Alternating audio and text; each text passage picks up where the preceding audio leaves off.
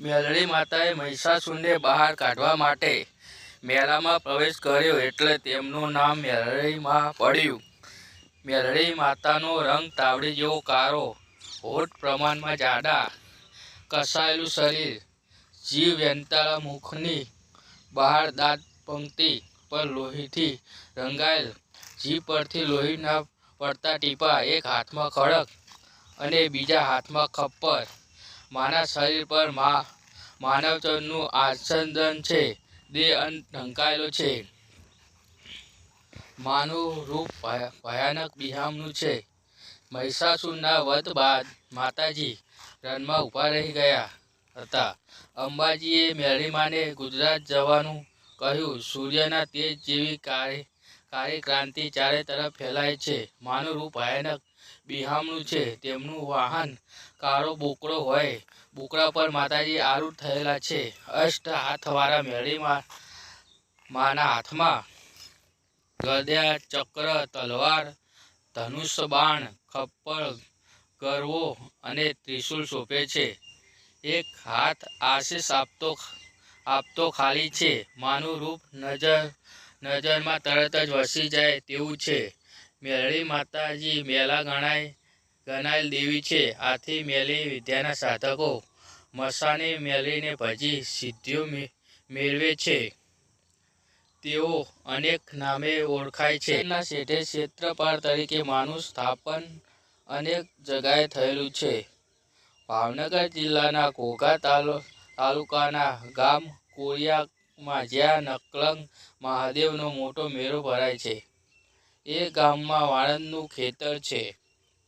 એ ખેતરના શેઠે મેલડી માતાજીની નાનકડી દેરી છે.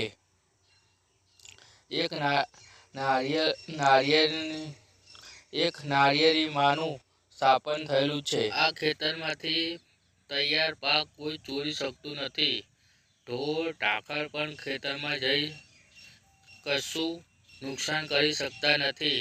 ઢોર ખાવા જાય તો તેના મોઢા પર લાકડી પડી હોય એવો અવાજ દૂર સુધી સંભળાય છે અને ઢોર ભાગે છે. ફરી એ તરફ ડોકાતું નથી. મહિષાસુરનો વધ કરી આદ્યશક્તિ હિમાલયમાં થાક ઉતારવા બેઠા પછી રાજસ્થાન તરફ પ્રયાણ કર્યું. મહાકાળી પાવાગઢ ગયા.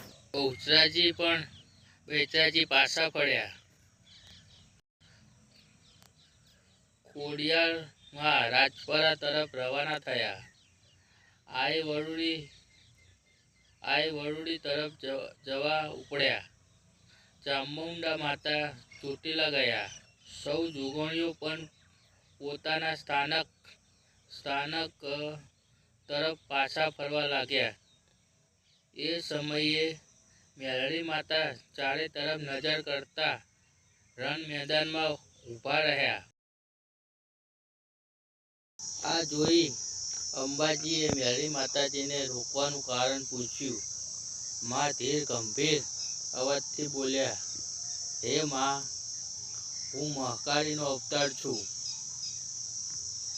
પણ મહાલક્ષ્મી જોગમાયાના મેલમાંથી ઉત્પન્ન થઈ. હું સરસ્વતી પણ છું. તો હવે હું ક્યાં જાઉં અને કઈ દેવીના શરીરમાં જઈ સમાવું તે મારી સમજણમાં આવતું નથી. આ સાંભળી ભવાની આદ્યશક્તિ આરાસુરવાળી શ્રી અંબાજી બોલ્યા કે, હે મેલડી, તારે કોઈનામાં સમાવાની જરૂર નથી.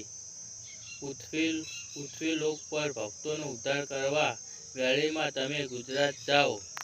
આમ કહી અંબાજીએ પોતાના આયુધ, શક્તિ તથા સામર્થ્યને મા મેલડીને અર્પણ કરી ગુજરાત મોકલ્યા. આમ માનું ગુજરાત કચ્છ કાઠિયાવાડમાં પ્રથમ આગમન થયું.